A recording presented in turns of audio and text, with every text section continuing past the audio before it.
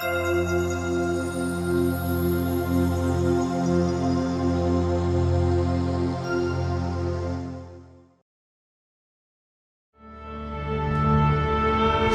pleasure to welcome Chris Powers, our composer.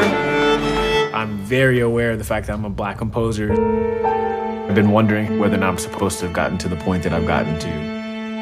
Well, never think that you're not supposed to be there, because you wouldn't be there if you wasn't supposed to be there. So first off, I did a bit of research about you and discovered that at one time in your life, you wanted to be a magician. Could you talk about your transition from wanting to do that to pursuing the film industry? Yes. Well, thank you for having me. Yeah, when I was a teenager, I wanted to be a magician. And I became a sleight of hand magician as a teenager. And I really worked hard learning card tricks and coin tricks and started doing like competitions for young magicians and things like that. And I'm from Nova Scotia in Canada. So the first competition I went to was the Canadian Association of Magicians. And then from there, I joined the Magic Castle Junior program in Los Angeles. And then I won the International Brotherhood of Magicians when I was Youth Close-Up Championship when I was 17. And I was having a lot of fun. I loved magic. And I remember visiting Las Vegas for the first time, which is sort of the mecca of, if you want to be the best magician in the world, you have to live in Las Vegas. And I just couldn't see myself there. I couldn't see it. And so I kind of lost the shine to magic at that time. And I had started making little films with my friends in high school. And I saw the video for USC Film School. And I just fell in love. And I thought, man, movie making has all the things I love about magic. And then a bunch of other stuff like collaboration and, acting and writing and music and all these other things that I really wanted to explore but couldn't in magic. So it was a natural transition. And of course, there's so many shared, there's a lot of similarities between magic and filmmaking, I think. So it was easy. Were there any other titles you came up with before A Concerto is a Conversation? If so, what were they? The only other title that we considered for the film was An American Concerto. For a moment, it was called An American Concerto, which I think is a pretty good title. But in the end, we thought Concerto is a Conversation was the best because it was intriguing. And you sort of said, what's that all about? And what is a concerto? And we decided on that as the title.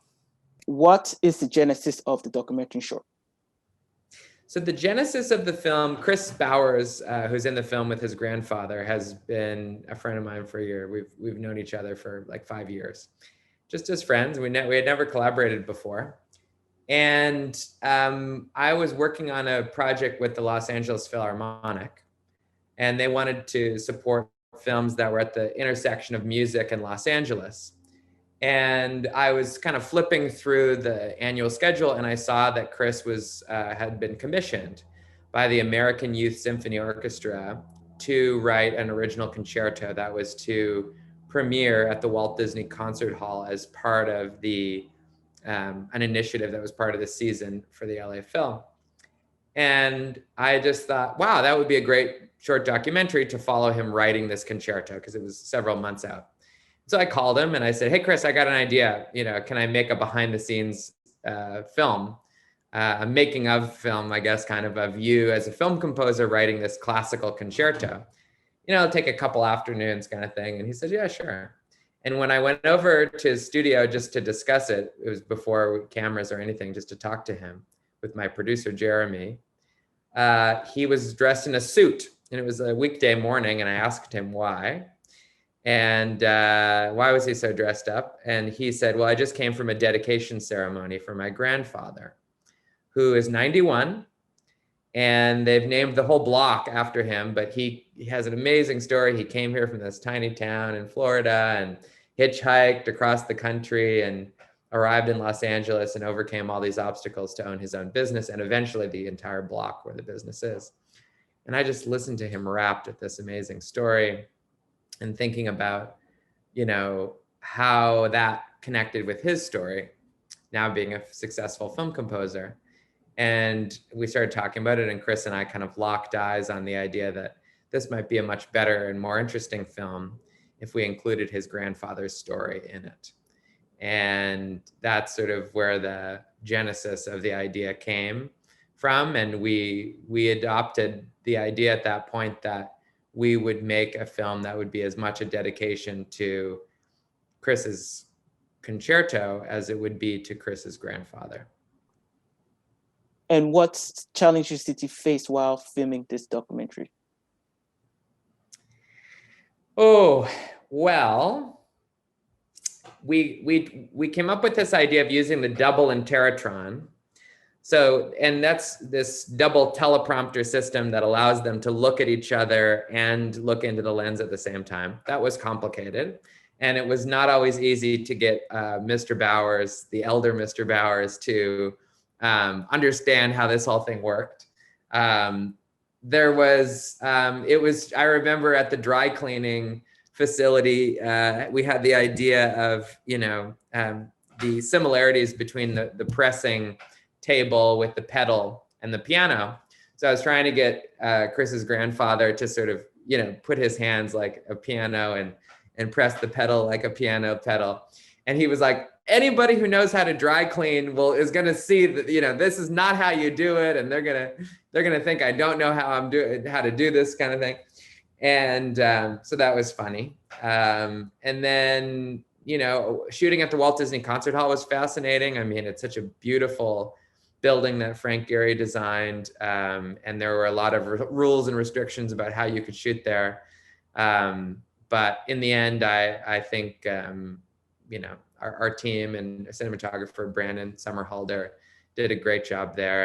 And you know, it wasn't too challenging of a production, not more challenging than an ordinary production, but it was special. And there was many moments when, you know, Chris was confiding in me about things late at night at his piano, or when Chris and his grandfather would really start to have meaningful exchanges in the interview process, that the crew, we kind of all looked at each other and said, wow, this is special. That's what I remember about shooting it. And speaking of Chris, if he had to describe him, he's obviously the co-director and your friend as well, in 3 words, they would be? Ooh. Humble. Talented. And kind. So what films and books inspired you the most in your career? Wow, there's a lot. Well, when I was a little kid, I had a VHS of The Lion King that I watched a lot. I think that had a big influence on me. We had a VHS tape of Mrs. Doubtfire, which I loved. I watched that a lot.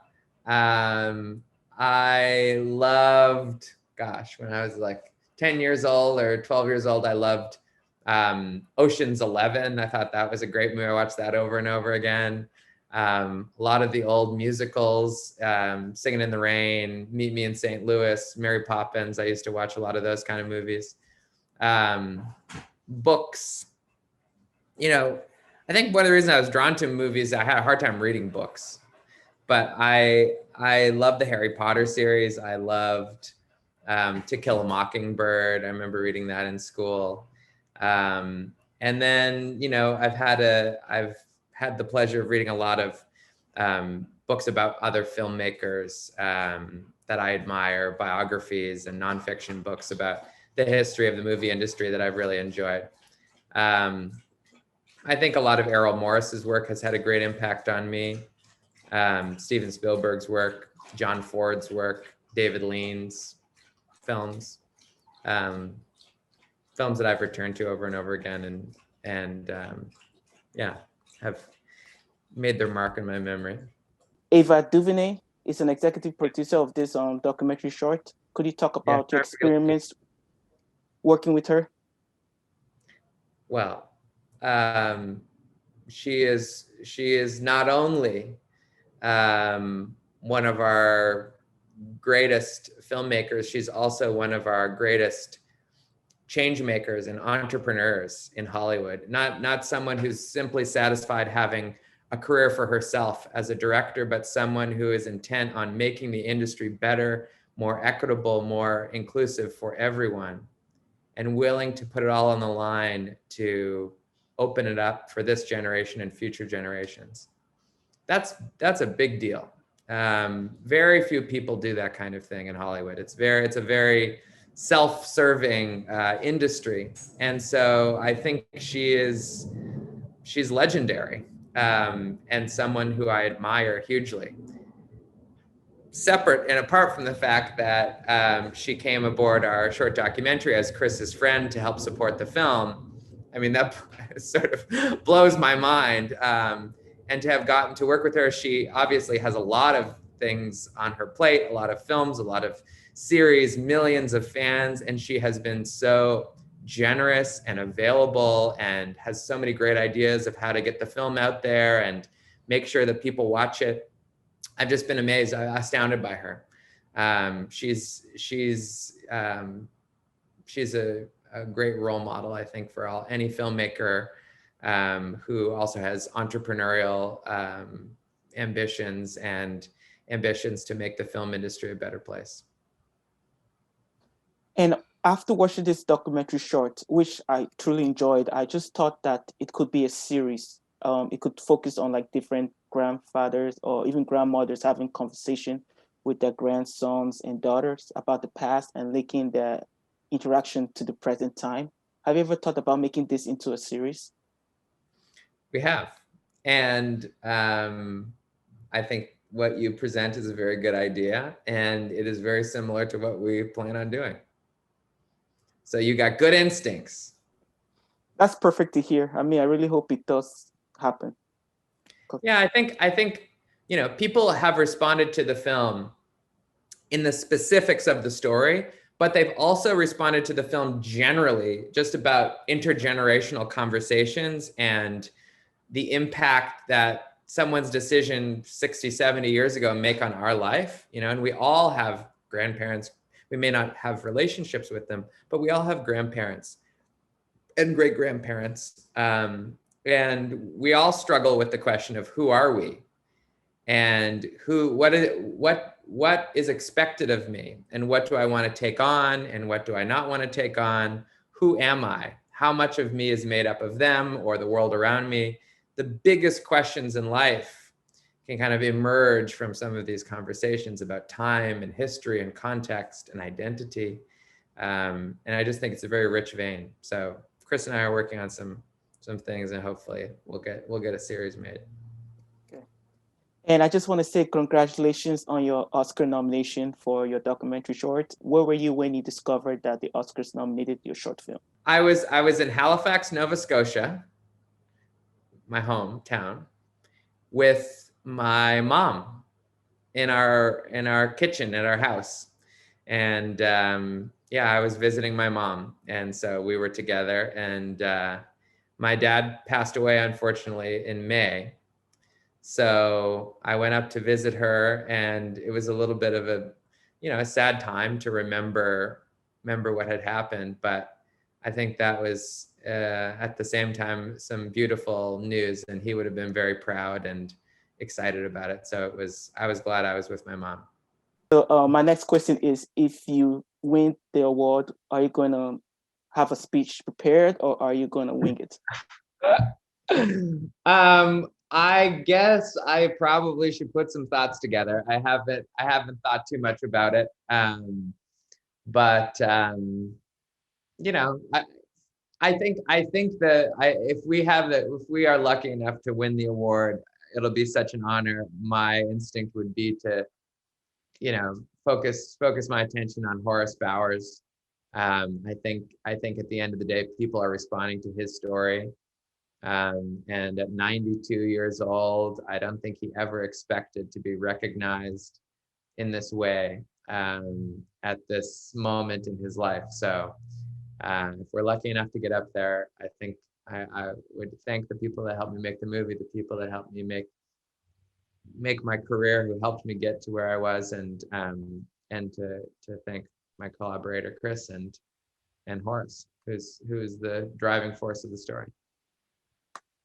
And which novel or novella or short story or even article have you read that you would like to see make into a film adaptation? That's my little secret. Gosh, I know that's not a very good answer. You know, I'm in the business of doing that, so I can't say that anything I would mention I'm working on. So I don't want to tip my hand and reveal my cards, but yeah, okay. I've got a few things in the works, but I can't say them at the moment. Okay, can you give a hint? Like, is it a novel, a short story, or article, and then that's it? I would say you're much more likely to get me trying to turn something that might be in a local newspaper or something like that than a short story as a documentary filmmaker. Okay, that's good enough. And this is my last question. Okay.